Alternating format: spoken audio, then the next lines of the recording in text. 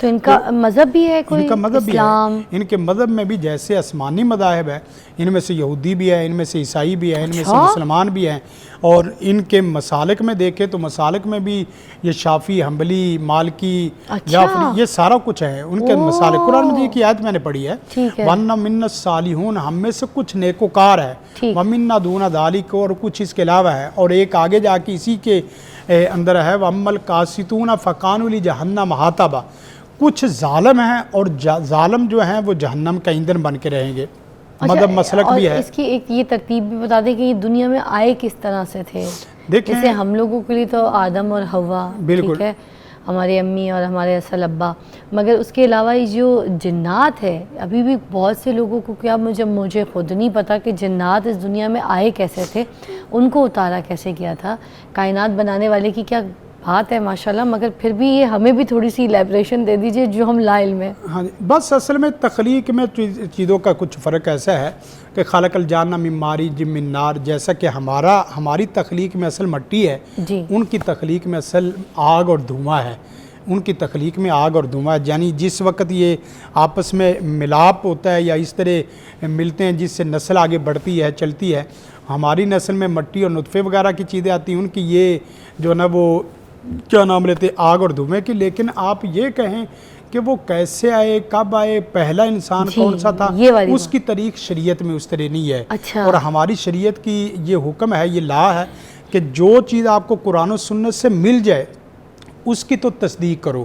اور جس کی قرآن و سنت میں کوئی اس طرح کی تصدیق نہ ہو اس میں تحقیق اور تصدیق اس طرح کی نہ اس کو تقدیم میں جھٹلاؤ، نہ اس کی تصدیق ایسے کرو کہ یہی حق ہے اور یہی سب کچھ ہے۔ ہاں، قرآن و سنت میں جس کی تصدیق ملتی ہے وہ آپ کر دیں، ہاں باقی رہا مسئلہ کو جو ہسٹری کا ہے، تاریخ کا مسئلہ ہے، تاریخ میں آپ نے کہا ہے کہ اسلام میں یہ انسان سے پہلے آئے، انسان سے پہلے انسان سے پہلے، ان انسان سے پہلے کئی سینکڑوں سال، ہزار سال والی یہ پہلے کی نسل ہے،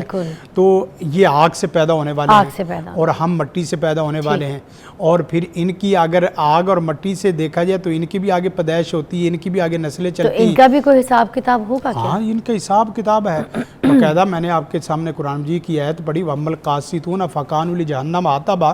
کہ وہ جنات جو ظلم ستم کرنے والے ہیں، وہ جنات جو کفر، نفاق اور شرک، بدعت و خرافات کرنے والے ہیں، آخرکار وہ جہنم کا ایندھن بن جائیں گے۔ تو کیا یہ جنت اور دوزخ میں بھی ہمارے ساتھ ہوں گے؟ جنت دوزخ میں بھی ہمارے ساتھ ہوں گے جنت؟ ہاں جی۔ اچھا شفیق صاحب، مجھے بتائیے گا کہ یہ جو جنات کے بارے میں کچھ غلط فہمیاں ہیں جو عام عوام کو ہیں، تو اس کے بارے میں کیا ہے، لوگ کیا کہتے ہیں، کیا رائے ہے، اس کے بارے میں بات کیجیے گا، پھر ہم کال لیں گے۔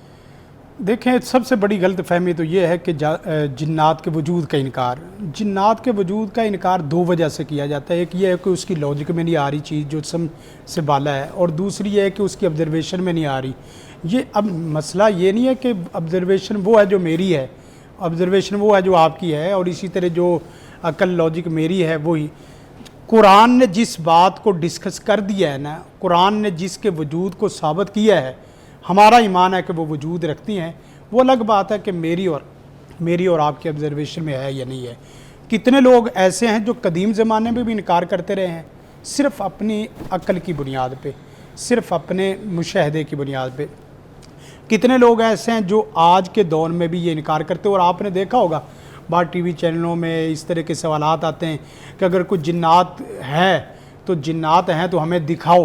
ہمیں جنات دکھاؤ، وہ کہاں ہے، کون سی دنیا میں ہے۔ تو اتنا کافی نہیں ہے قرآن مجید کے لیے، وَمَا خَلَقْتُ الْجِنَّ وَالْإِنسَ إِلَّا لِيَعْبُدُونِ۔ اسی طرح جو صورت جن کی بات اگر کی جائے تو صورت جن کا جو مضمون ہے اس میں بھی جیسا کہ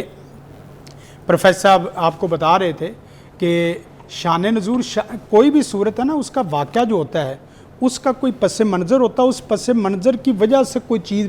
نازل ہوتی ہے۔ بس اوقات اللہ کا حکم ایسا ہوتا ہے کہ وہ اللہ خود رہنمائی کر رہا ہوتا ہے، آپ کو کچھ سوالات نہیں پیدا ہو رہے ہوتے، اور بس اوقات اللہ تعالیٰ کی طرف سے قرآن اور سنت اس طرح نازل ہو رہا ہوتا ہے کہ آپ کے خود اپنے کچھ مسائل ہو رہے ہوتے ہیں جس کی وجہ سے آگے قرآن نازل ہو جاتا ہے۔ اب جنات کا یہ لشکر گزرا، جنات کے لشکر کی پوری ایک کہانی تھی،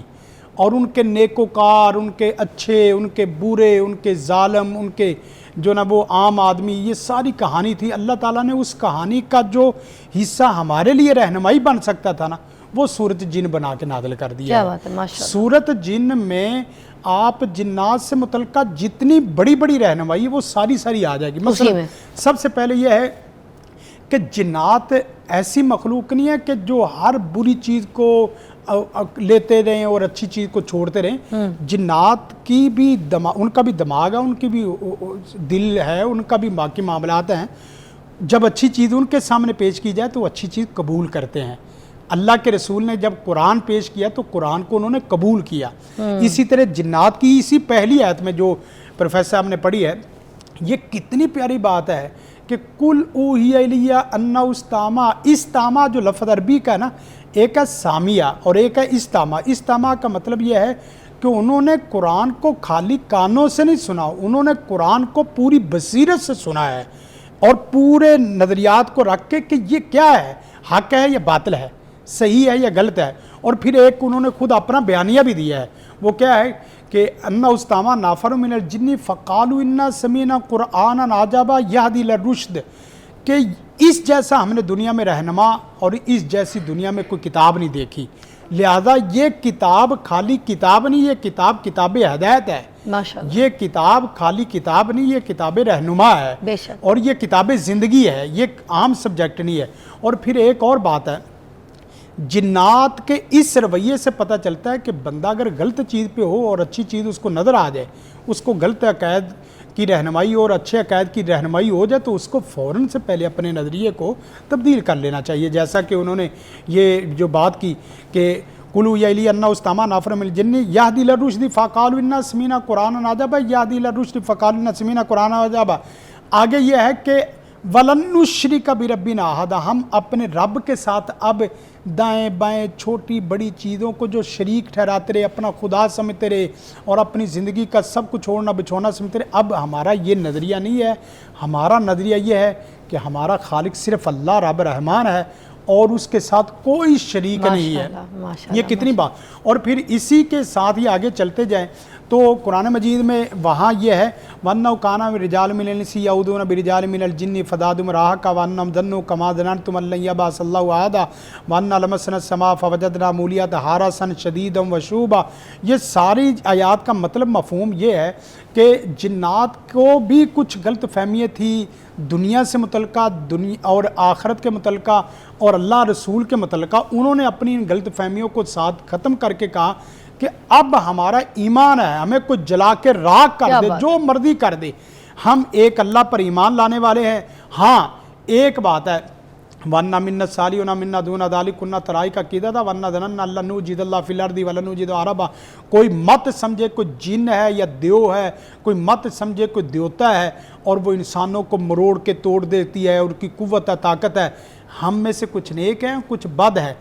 ایک بات ذہن میں رکھ لو کہ اللہ کو، اللہ کی کتاب کو، قرآن سنت کو کوئی جن عاجز نہیں کر سکتا، مغلوب نہیں کر سکتا، چاہے اپنے کسی حربے کے ساتھ آ جائے، کسی وظیفے کے ساتھ آ جائے، کسی بھی شر کے ساتھ آ جائے، کسی شرارت کے ساتھ آ جائے، تو وہ اس طرح نقصان نہیں دے سکتا۔ کیا بات ہے جی،